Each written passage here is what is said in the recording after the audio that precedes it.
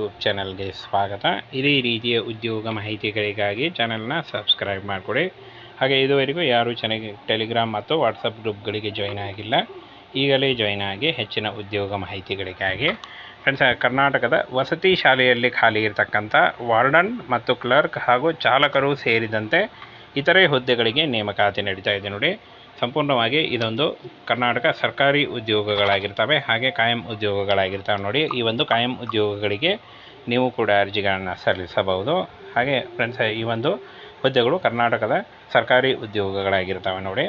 ಇನ್ನು ಫ್ರೆಂಡ್ಸ್, ಇಲ್ಲಿ ನೋಡಿ, ಲೋವರ್ ಡಿವಿಷನ್ ಕ್ಲರ್ಕ್ ಒಂದು ಹುದ್ದೆ ಇದೆ, ವಾರ್ಡ್ ಬಾಯ್ 4 ಹುದ್ದೆಗಳು, ನರ್ಸಿಂಗ್ ಸ್ವೀಟರ್ ನೋಡಿ 1 ಹುದ್ದೆ ಇದೆ, ಹಾಗೆ PMPTI 1 ಹುದ್ದೆ ಇದೆ, ಕೌನ್ಸಿಲರ್ 1 ಹುದ್ದೆ, ಮ್ಯೂಸಿಕ್ ಟೀಚರ್ 1 ಹುದ್ದೆ, ಚಾಲಕರು 1 ಹುದ್ದೆ ಇದೆ ನೋಡಿ. ಇಷ್ಟೊಂದು ಹುದ್ದೆಗಳಿದ್ದಾವೆ. ಈ ಒಂದು ಹುದ್ದೆಗಳಿಗೆ ಆಯ್ಕೆ ಮಾಡಿಕೊಂಡು ನೀವು ಅರ್ಜಿಗಳನ್ನು ಸಲ್ಲಿಸಬಹುದು.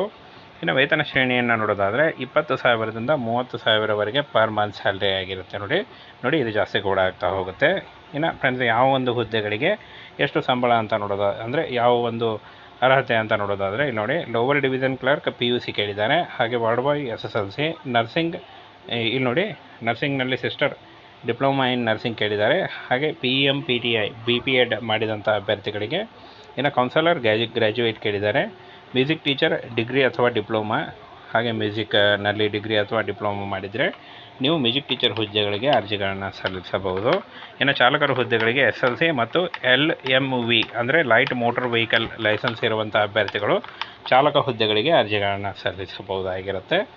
ಇನ್ನು ಫ್ರೆಂಡ್ಸ್, ವಯೋಮಿತಿಯನ್ನು ನೋಡೋದಾದರೆ 21 ವರ್ಷದಿಂದ 35 ವರ್ಷದ ಒಳಗಿನವರು ಅರ್ಜಿಗಳನ್ನು ಸಲ್ಲಿಸಬಹುದು.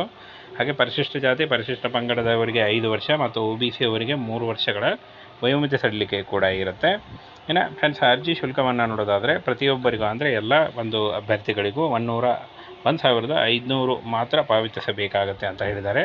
ಅರ್ಜಿ ಶುಲ್ಕವನ್ನು ಪ್ರಿನ್ಸಿಪಲ್ ಸೈನಿಕ್ ಸ್ಕೂಲ್ ಬಿಜಾಪುರ ಇವರ ಹೆಸರಿಗೆ ಪಾವತಿ ಆಗುವಂತೆ ಡಿಮಾಂಡ್ ಡ್ರಾಫ್ಟ್ ಮೂಲಕ ಪಾವತಿಸಬೇಕಾಗತ್ತೆ.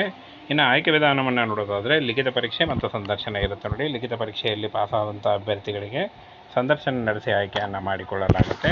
ಇನ್ನು ಫ್ರೆಂಡ್ಸ್, ಈ ಒಂದು ಹುದ್ದೆಗಳಿಗೆ ಅರ್ಜಿ ಸಲ್ಲಿಸುವಂಥ ಅಭ್ಯರ್ಥಿಗಳು, ಅರ್ಹ ಮತ್ತು ಆಸಕ್ತ ಅಭ್ಯರ್ಥಿಗಳು ಅಧಿಕೃತ ವೆಬ್ಸೈಟ್ಗೆ ಭೇಟಿ ನೀಡಿ ನೀವು ಅರ್ಜಿ ನಮೂನೆಯನ್ನು ಮುದ್ರಿಸಿಕೊಂಡು ಭರ್ತಿ ಮಾಡಬೇಕು ಅಂತ ಹೇಳಿದ್ದಾರೆ. ಅಫಿಷಿಯಲ್ ವೆಬ್ಸೈಟ್ಗೆ ಭೇಟಿ ನೀಡಿ ನೀವು ಈ ಒಂದು ಹುದ್ದೆಗಳಿಗೆ ಅರ್ಜಿಗಳನ್ನು ಸಲ್ಲಿಸಬಹುದಾಗಿರುತ್ತೆ. ಇನ್ನು ಅರ್ಜಿ ಸಲ್ಲಿಸಲು 4/5 ಅಂದರೆ 4 ಮೇ 2024 ಅರ್ಜಿ ಸಲ್ಲಿಸಲು ಕೊನೆಯ ದಿನಾಂಕ ಆಗಿರುತ್ತೆ ನೋಡಿ. ಈ ಒಂದು ಕೊನೆಯ ದಿನಾಂಕದೊಳಗಾಗಿ ನೀವು ಅಫಿಷಿಯಲ್ ವೆಬ್ಸೈಟ್ಗೆ ಹೋಗಿ ನೀವು ಅರ್ಜಿಗಳನ್ನು ಸಲ್ಲಿಸಬಹುದಾಗಿರುತ್ತೆ.